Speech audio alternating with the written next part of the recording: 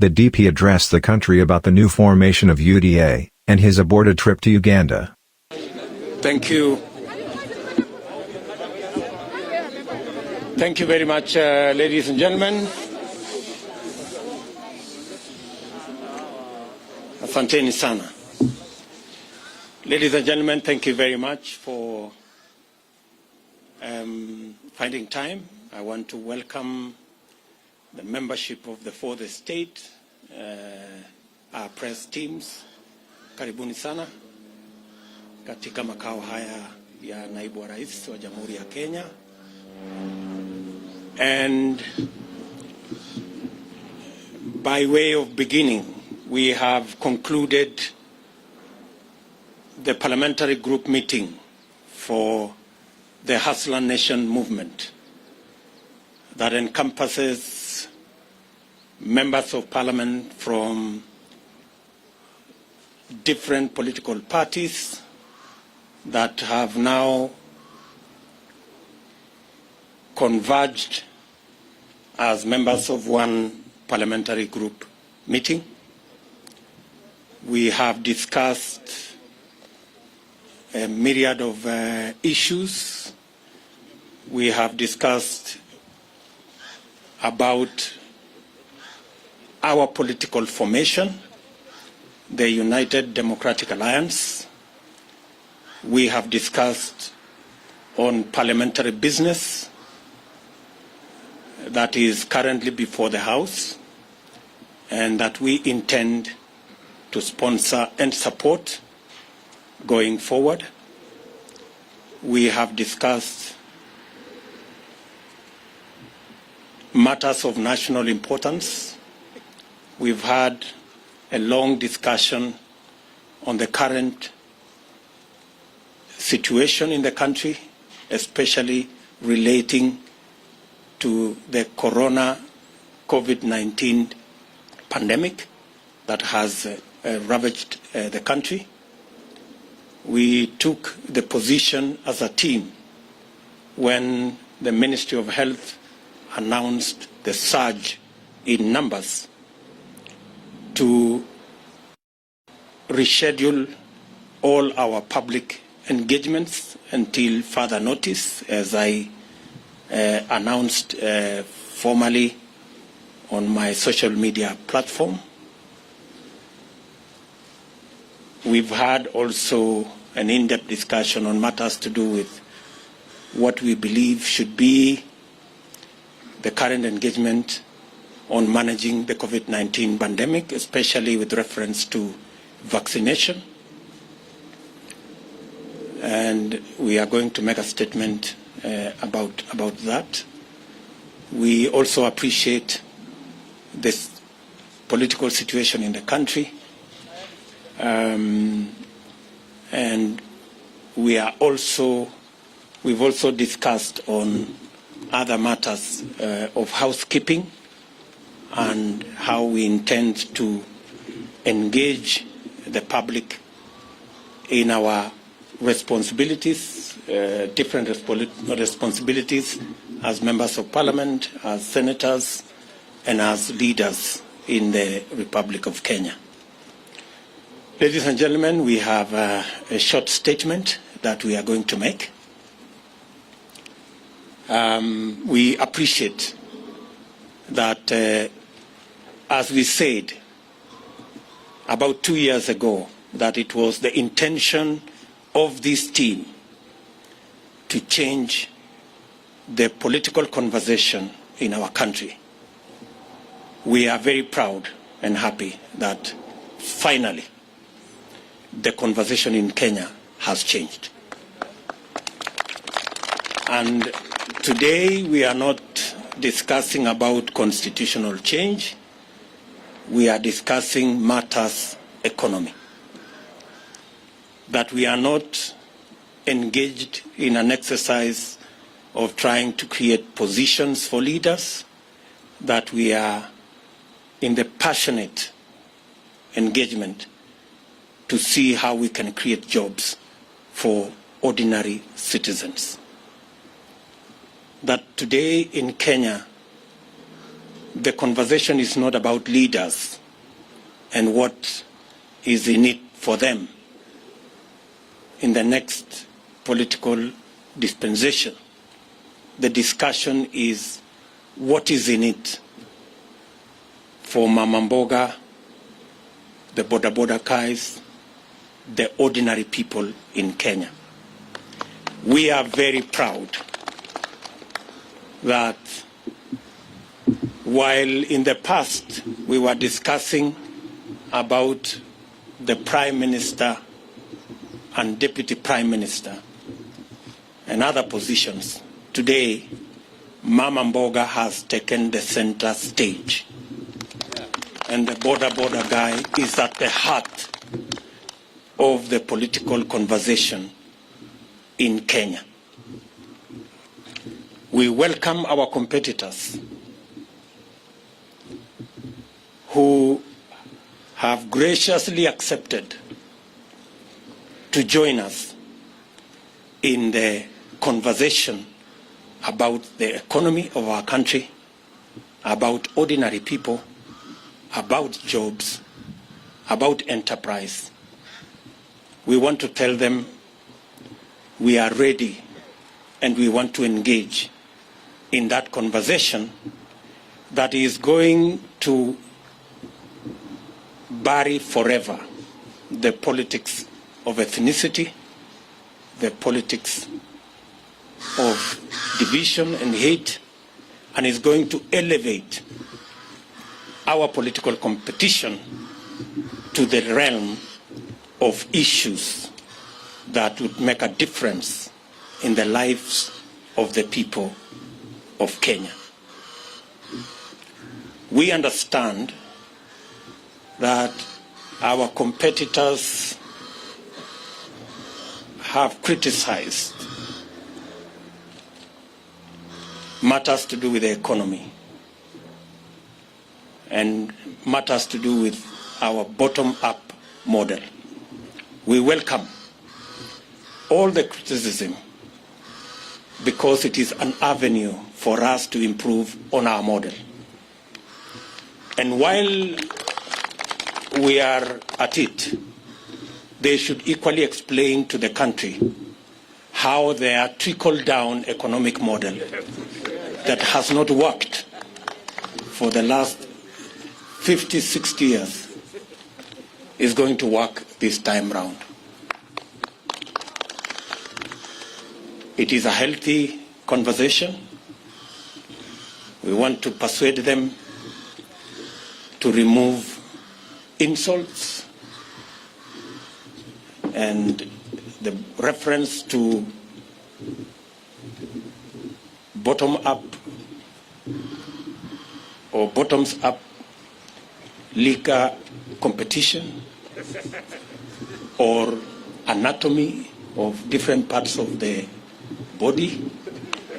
We should get rid of those insults.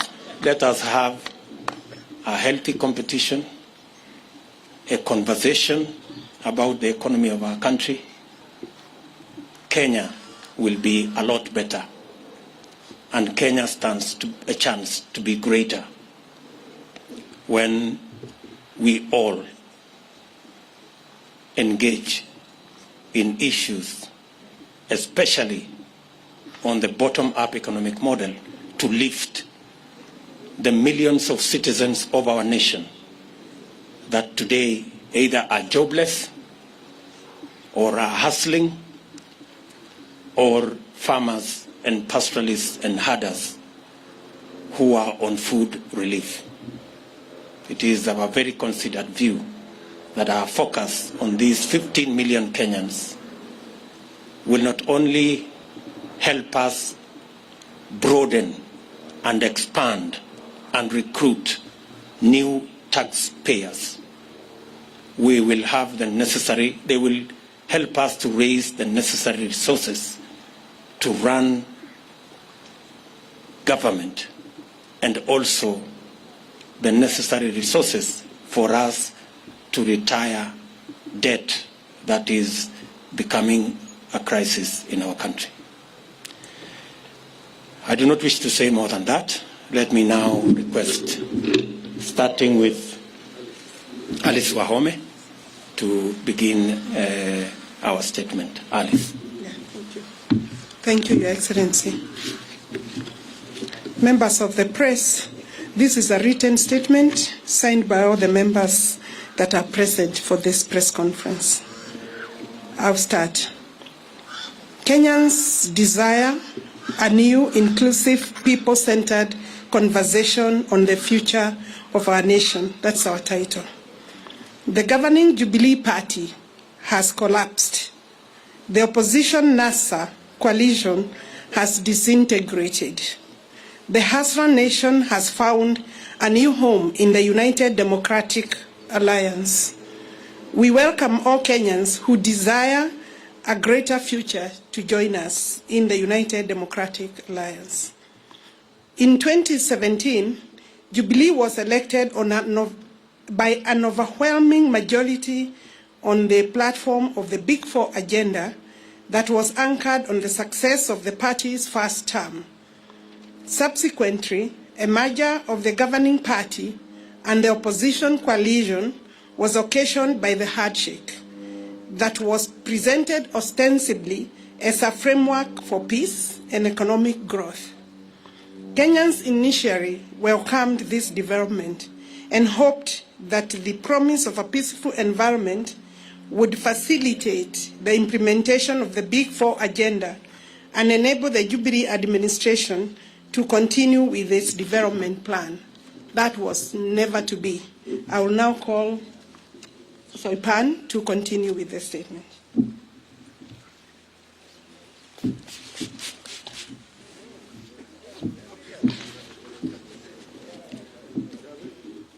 Sadly, this framework degenerated into an unnecessary, arbitrary, selfish, and unconstitutional attempt at changing the Constitution that occasioned unlawful and unbudgeted expenditure of billions of shillings of public resources that are to date unaccounted for and are a subject of the Auditor General's inquiry. Little wonder, a recent survey has shown that 72% of Kenyans believe that the country is headed in the wrong direction.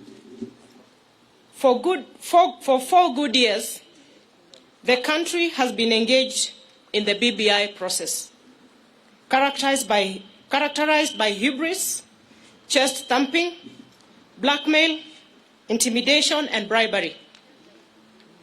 In this process, party parliamentary committee leadership and members who were perceived to be disagreeable to this scheme became victims of a vicious purge and expulsion.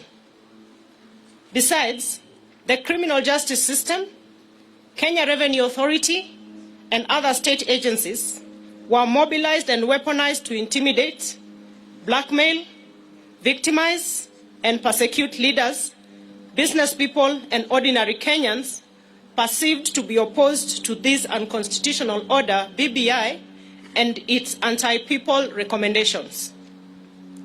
This provided a leeway for the attempted vandalism of the Constitution of our country. Fortunately, the judiciary made a very profound decision affirming the supremacy of the people, their Constitution, and independent institutions.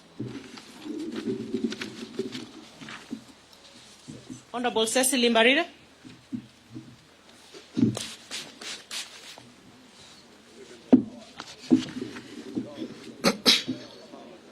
Regrettably, the NASA coalition, its principals, and their Jubilee collaborators took the government hostage, hijacked its agenda, and, 1, completely destroyed the governing Jubilee Party and dismembered the entire opposition coalition. 2, emasculated Parliament, undermined the rule of law, threatened the independence of the judiciary, and emboldened impunity. 3, sabotaged job creation, universal health coverage, food security and manufacturing, thus cutting the entire Big Four plan. 4, criminalized hustler enterprises in places like Nyamakema, Gikomba, Kamukunji, Kirinyaga Road, and River Road, amongst others. 5, presided over the brutal or inhuman evictions and demolitions of the vulnerable and destruction of private property in places like Kariobangi, Ruai, amongst many other places across the country. 6, mismanage the economy, leading to stockpiling of public debt to unprecedented levels that has occasioned the current economic crisis that our country is facing. I wish to call upon Honorable Benjamin Tayari. Thank you.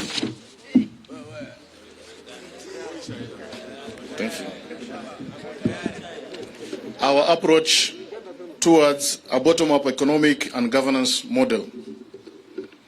To address this sad and grim state of affairs facing our country, the Hustler Nation, forged by the people in the diversity from all parts of the country, here represented by leaders from across the political divide, believe in a new economic and political paradigm that prioritizes 1, bottom-up over trickle-down economics. 2, the people over their leaders. 3, empowerment over power sharing. 4, jobs over positions. 5, enterprise over patronage. 6, economic transformation over opportunistic constitutional amendment.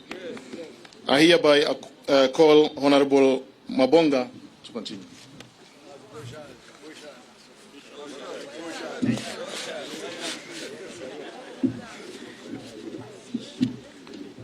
Focused on this new paradigm and through a bottom-up economic and governance model, it's possible to enable the over 15 million Kenyans at the bottom of the pyramid to be active and meaningful participants in the economy through deliberate 1, public/private labor-intensive investment framework to create jobs. 2, financing instruments and mechanisms to spur, promote and empower hustler enterprises such as Mama Mboka, hawkers, bodabodas, artisans, artists, among others. And then 3, facilitation and enhancement of productivity of farmers, pastoralists, fisher folk, and other actors within agriculture value chain.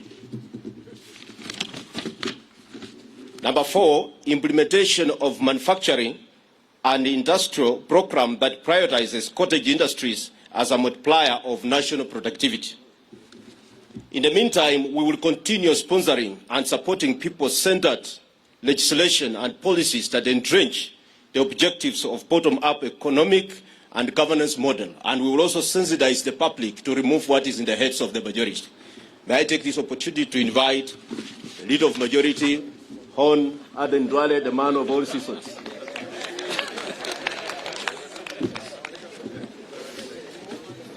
Thank you, Member for Bumula. It is our considered view that to open up the economy, and this is on COVID-19 pandemic, as the PG, we have deliberated the matter and we are saying it is our considered view that to open up the economy and to facilitate economic activity among our people, especially for the millions of hustlers, it is imperative on the part of government to proactively and decisively deal with the COVID-19 pandemic. Currently, our country in the world is focused on the speedy mass vaccination of its population. We expect the Ministry of Health to, without any further delay, to roll out the vaccination of Kenyans with immediate effect, as earlier communicated by government and more so by His Excellency the President. Through mass vaccination, we can save lives and progressively reopen our community, our economy, the way it has been done in many other countries. That is the end of our statement from the parliamentary group. We had 135 members of parliament from both houses. 15 have sent their apologies. We have 2 of our governors, the governor for Turkana, Governor Nanok, and the governor for Nandi, His Excellency Governor Sang. And I think you have heard what the PG has discussed. Any other question you want to ask, if it is not part of our statement, that means it was not an agenda and we will not discuss it. But I think, as the Deputy President has said, mine is to send a message to our competitors, because the election is about 1 year to come. They believe in constitutional reforms and constitutional change. We believe the priority is the economy, and more so the bottom-up economic model. They believe in ganging up and forming tribal chieftain. We believe in a unified, unitary state, politics based on and space created for all Kenyans. They believe in sharing of positions, and that's why you see each one of them. They have no agenda, they have no manifesto, they have no economic model. Some are saying, my business is to deny William Ruto the presidency. That is the agenda of one of the leaders.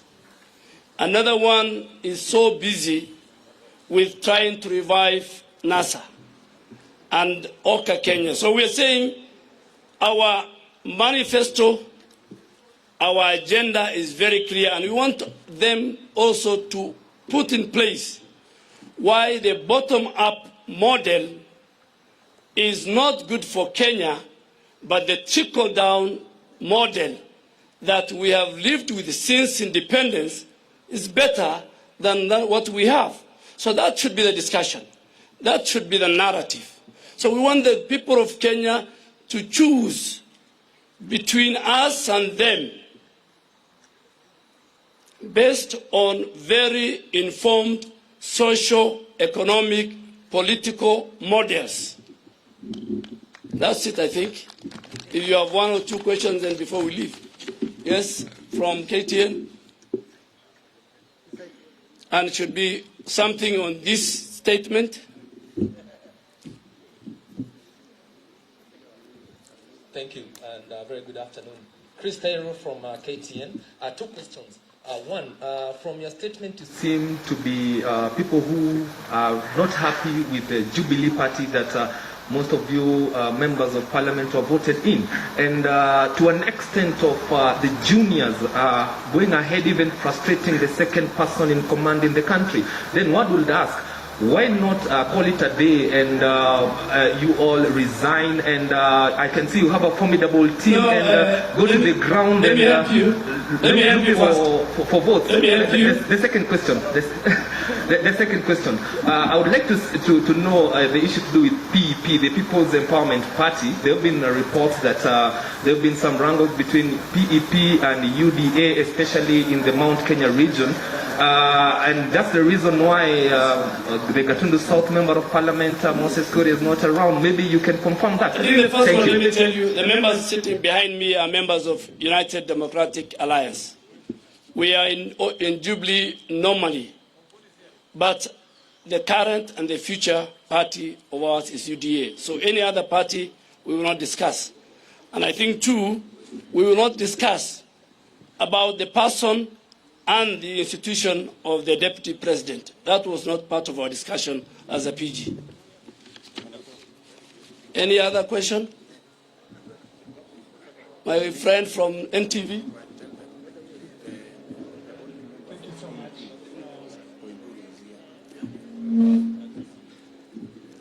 Thank you so much.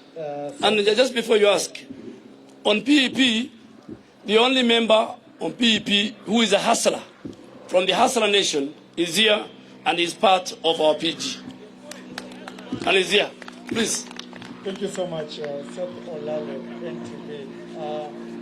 Just to ask if U.D.A is working with its affiliate TSP, Chama cha Kazi, and also you've said, bit of majority have said that, you know, you're either with us or not with us, but are you open as U.D.A now that you're going into a general election and we have a tradition of, you know, transfer of members of parliament and even politicians to other coalitions? Are you open to work with other coalitions such as OCAN, the rest? Thank you. Thank you very much, Mr. Olani. As has been communicated to you, that was not part of the discussion today. So, at an appropriate moment, when that becomes a subject of discussion in our PG, we will ably respond to what you have said. So please hold your horses. Any other question? Yes. My question is about bottom-up. Can you be able to emphasize? We know the numbers of the youth in this country, they have no job. Can you be able to emphasize how are you going to improve that economically? Yeah, good question. Good question there. If amongst the 15 million people at the bottom of the pyramid is about 4 million jobless Kenyans, it is our considered position that through policy change in investments, by investing not in capital-intensive infrastructural programs, rather investing in labor-intensive infrastructural programs, for example, housing,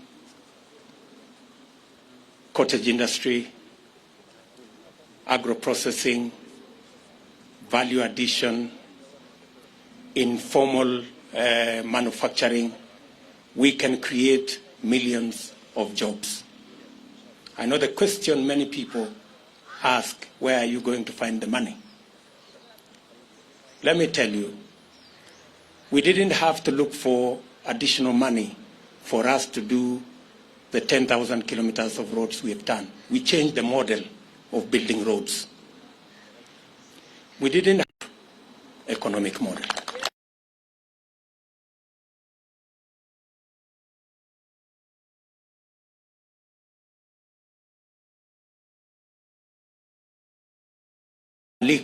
We are not guests in any place. We join parties by choice, and you live by choice. So, one last more. Leto and yes, Sema Leto. I'm Haima from.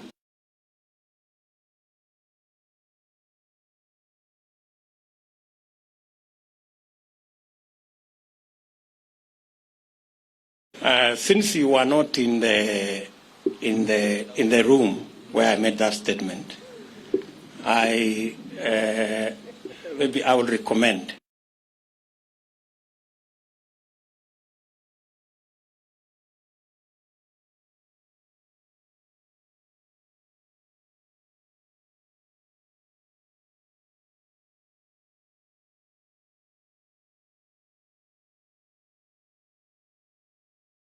biashara kuwapa mikopo yenye riba ya chini biashara